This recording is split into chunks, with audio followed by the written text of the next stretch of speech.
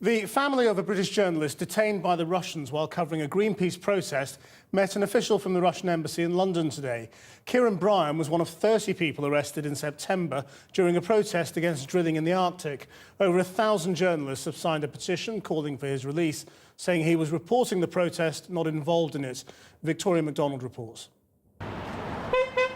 Their mouths covered in stickers, this was a protest in support of both the journalist Kieron Bryan and of free speech. Mr. Bryan, along with the rest of the Arctic 30, has been in a Russian prison since September. The difference is, his parents said today, he wasn't demonstrating, he was simply doing his job. What did he say about the conditions that he was being kept in? Well, they're very basic. It's hard. They're 23 hours in a cell. They're allowed an hour for an exercise period, but the exercise yard is very small. I think something like 5 by 4 meters. And usually they're on their own when they're exercising. But it's now 2 weeks since they last spoke to their son, and the last time they caught sight of him was during a televised court appearance in Murmansk. My name is Kieron Bryan. They have, through his Russian lawyer, been able to send emails, and they're now hoping to get a visa to visit him.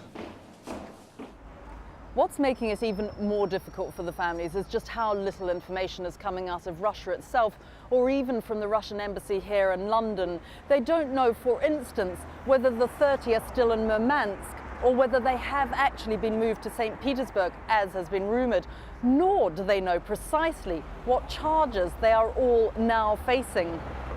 The 30, including 6 Britons, were arrested near the Gazprom oil platform in the Arctic Ocean and were initially charged with piracy, which carries a 15-year sentence. Russian officials later said this would be reduced to criminal hooliganism, but instead they are all currently facing both charges. We don't believe that those charges reflect anything that anybody did on the 18th of September.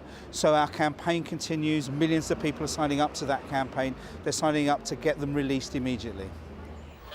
During today's vigil, Mr. Bryan's brother and a family friend handed a 1,400 signature petition to the Russian embassy calling for the journalist's release. They spent 25 minutes with an official and later said that the meeting had been a step forward. We had a good dialogue with the Russians. They explained their position.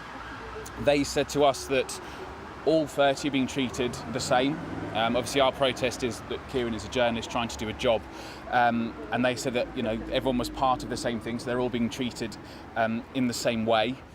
The Greenpeace ship was sailing under a Dutch flag, and next week its government will attempt to use international maritime law to appeal against the detentions. While here, the families of the arrested Britons have been promised an official meeting with the Foreign Office Minister in 9 days' time.